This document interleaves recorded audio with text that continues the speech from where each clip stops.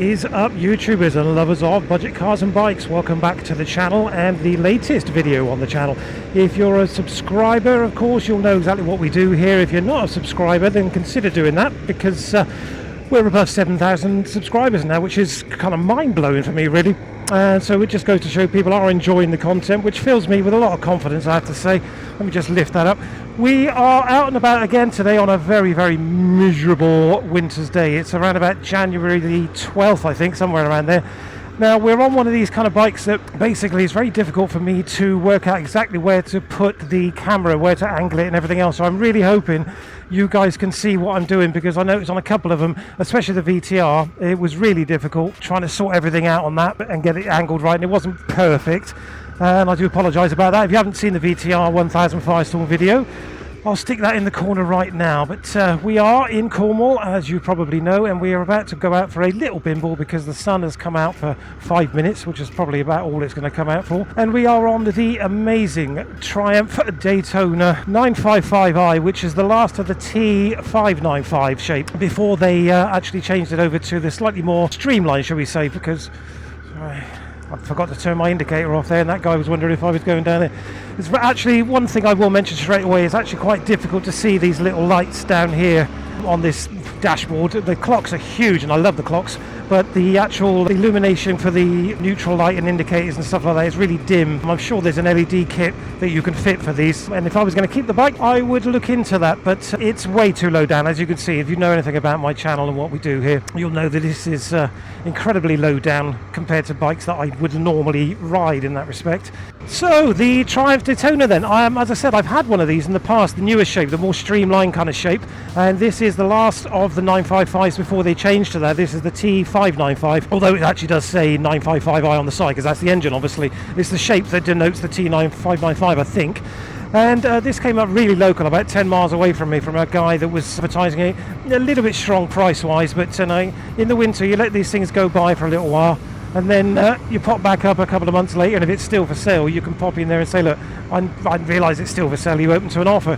I actually offered the guy about $250 for this bike when he first put it up, but he didn't want to do that, so we let it go. And about a month later I came back and I offered him $2,000. I don't think he realised it was me offering him again, and he said, yeah, okay. And I said, as long as you can deliver it. So within an hour it was in my door. He had the money in his bank account, and I've got this absolutely stunning Daytona. I mean, I cannot emphasize just how stunning this bike is. It's 22 years old. It's the year 2000. It's 22 years old, and it looks like it just came out the showroom. The only mark I can find on it is on the left-hand fairing. There's a tiny, not even the size of a halfpenny piece, scuff, which, you know, unless you were looking for it, and luckily it's on the left, so when it's on the side stand you don't even see it. And apart from that little scuff, that is really it. I love this dashboard as well, this real old school analog dashboard here. It's done 28,227,000 miles so far. Obviously we're taking it out a little bit now. This has 127 brake horsepower, I do believe. I've forgotten the torque figures. I did have it all written down. I apologise about that. I'll put it up on the screen right now so you know what the torque figures are. But it's 127, we'll call it 130 horsepower. And for a 22-year-old bike, I think you'll agree, that is pretty impressive. And it's the way it delivers its power as well. I mean, these speed triple engines, or the triple engines generally speaking from Triumph, are just a joy. The way that the power is just delivered so linear, it's just incredible. I absolutely adore Triumphs. I've had a lot of them. If you look back through the catalogue of videos we've done, you'll see that I've done a lot of Triumphs. I do really, really like them. I've had everything from Sprint STs to speed triples to street triples to Bonnevilles, all sorts of stuff. Anyway, if you go back through the catalogue, you'll see all the video reviews on that as well. You might notice we're taking things a little bit easy down here because the roads are very, very damp, and we don't want any dramas now, do we, with this beautiful bike? It's not got a mark on it, and I don't intend for it to have a mark on it. The one thing I just noticed there as well, guys, obviously you may not have seen that, but I've just had to remember to put the lights on, because I'm so used to having bikes that have automatic lights as soon as you turn the bike on that I completely forgot to turn the lights on. And as you know, as probably you're a biker as well, I imagine, but you need to have your lights on, especially when it's a grey old day like this. But because it's such an old bike, 22 years old, of course it's got a manual light switch down here, which I completely forgot about. Incredibly easy to work on as well, like stupidly easy. I remember my first Triumph Daytona that I had was running a bit lumpy, and I downloaded a program called Tune ECU, and I got an ELM cable, and I went in there and I reset the trim, I balanced the throttle bodies, and I reset the throttle position sensor as well, all from my laptop sat outside my house with just a free program you can get online. It's called Tune ECU, I think. No, is it called Tune Boy? I'll stick it up in screen now anyway, and I'll put a link to it in the description so you guys can check it out for yourself. But basically, I believe they do Triumphs, they do Moto Guzzi, I think, and a couple of other bikes as well. But as I said, yeah, incredibly easy to work on these bikes, and this one's obviously had quite a good life. This has been kept as a part of a private collection for most of its life, from what I gather. So there's not a great deal of service history. It's actually got a year-old fuel in it, which isn't great, but it seems to be running fine, to be honest. But working on these bikes, as I said, is a joy because everything's just so easy. I mean, these Daytonas do have side fairings, but as you'll see from the pictures, it's got these little pull-off clips. So you just twist the clip, and then the whole fairing just comes off, which is incredibly easy. Oil changes, stuff like that, filter changes, piece of cake. Now, these do tend to suffer. These old Triumphs, they do tend to suffer with bubbling on the paint on the tanks. It's the ethanol basically that reacts to the plastic tanks, and this one doesn't have any of that. So whether it's been dry stored in that respect or whether they've just been lucky, I'm not quite sure, but it doesn't have any bubbling on the tank, which was one of the reasons I bought it, if I'm honest, because it's in such stunning condition. Now, price wise, as I said, I offered the guy £2,000 for this. I think it's worth £2,500 all day long. We are of course in pull that down a bit. We are of course in January, so prices do drop. If I was to keep this till March, I think I could easily get £2,500 for this bike. But I do like them. They're not even that uncomfortable. I mean, I'm an old boy, and you know, riding low down with clip-ons isn't my idea of fun. But it's not that uncomfortable. I wouldn't fancy doing it for a couple of hours, but it's really not that uncomfortable. It has to be said, guys, I do live in a spectacular place, don't I? I mean, look at this. This is where I can come up for a nice little ride and just check out everything that's going on. I'm hoping you can see that. It's just a stunning part of the world. Those rain clouds over there don't look great, so we're not going to stay out here too long. But this is it. This is the Triumph Daytona 955. As you can see, the T595 model. You've obviously seen the video walk around. Well, I'm assuming you have. An incredible bike. So easy to work on. As I said, you can basically hook it up to your laptop with a free program, which I'll stick in the description. Oil changes, filter changes, resetting TPS, all that kind of stuff can be done so simply. There are bar risers as well you can get for this. You can get different clip-ons. I think you can get one that lifts it up about an inch, or you could do the conversion. There is a speed triple conversion, which is about £200, which obviously lifts the bars to around about here. And you don't even need to worry about chopping the fairing for that, which is incredibly good. And we do like that. Now we're going to try and turn around here a little bit, see if we can do it without killing ourselves. Probably not the best way to turn a motorcycle around, I suppose, halfway up a little mountain.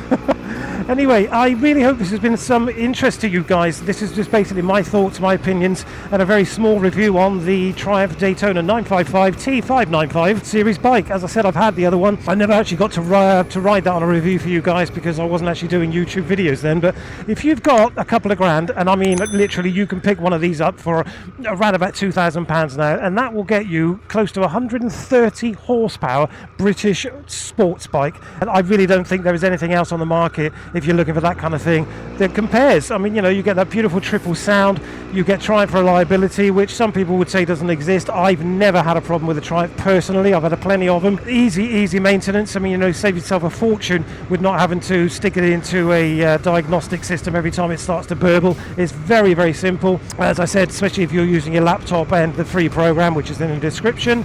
Just an all-round joyous bike to own, you know. And this one in particular, because it's in such incredible shape, will probably actually increase in value. The original Triumph Daytona I had, the 955i, there's more sharper, sharky type lines to it, I would call it. That's actually climbed in price. I bought mine for, I think it was £1,800 from a dealer. You cannot buy one now for less than £2,500, and that's only 2 years down the road, and nothing's really changed. It's just the prices of those Daytonas have actually skyrocketed by £700, and that's private. Dealer prices, you're probably looking closer to £3,000. I think this is going to do the same. I think if somebody bought this bike and then kept it for 5 years, they'd probably, you know, make an extra £500 to £1,000. And obviously, as time goes on, this is 22 years old. So, you know, in 8 years' time, this is going to be a 30-year-old bike, which is going to be getting close to tax exemption, MOT exemption, that kind of stuff, you know. And it's just such an easy bike to own, you know. So could you go touring on this? If I'm honest, I don't think you could, really. It's too much of a backbreaker. You know, there's the seat cowl at the back as well, that kind of stuff. You could throw a set of bags over it, I suppose, if you really had to. As I said, I wouldn't tour on the bike like this personally. I mean, as I say, you could, but if you're going to do that and you're just doing it because you like the engine, let's get the Speed Triple 955, make things a lot bloody easier, wouldn't it? Values wise, as I said, a couple of grand will get you one of these quite easily. It's just the pickup as well. I mean, you just flip back the throttle a little bit and you're gone, you know. 50 miles an hour there with, you know, and it didn't even get above 3,000 revs. It's a joy. It's a real joy. I cannot stress enough how much I love these old Triumphs, the 955 engine range. And that torque as well as it takes you up the hill is just a joy. Can you tell I'm a little bit of a Triumph fanboy?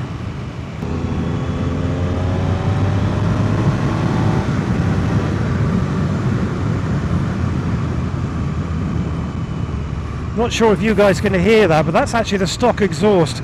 It makes a wonderful noise. If you put a GPR can on here or Delkovich or something like that, it really does sing. I'm not going to do that obviously because this isn't the bike you do that on. You know, you do that on a 1,500 quid bike in my opinion. Mind you saying that, I have just bought an exhaust for the E209, so well, that's a different story.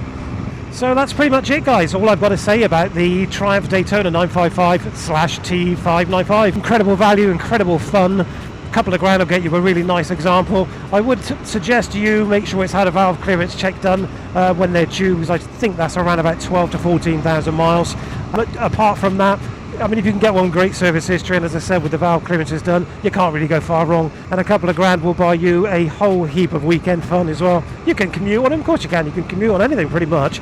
But I think these kind of bikes are more for weekend blasts around Cornwall and that kind of stuff. Go out with your mates and just have a real good time. I hope you enjoyed the video, guys. If you haven't subscribed, then please do that. Give the video a like, a share, a thumbs up, all that good stuff. And we will be back in a couple of weeks with the next video. What we will be reviewing, rather, I don't know. Because, you know, at the moment, all we're doing is bikes, which is quite bizarre because, you know, we were doing cars and bikes, as you know. But I haven't bought a car for absolutely ages. There haven't been, I mean, the price of used cars has gone ridiculous, so I haven't found anything that is of any interest to me car-wise, but I found a hell of a lot of bikes. As I said, if you haven't subscribed, please consider doing that. Give the video a thumbs up, and we'll catch up again in a couple of weeks and see what we bought then. Alright guys, any comments, leave it in the comment section. See you later, take care, thanks for watching.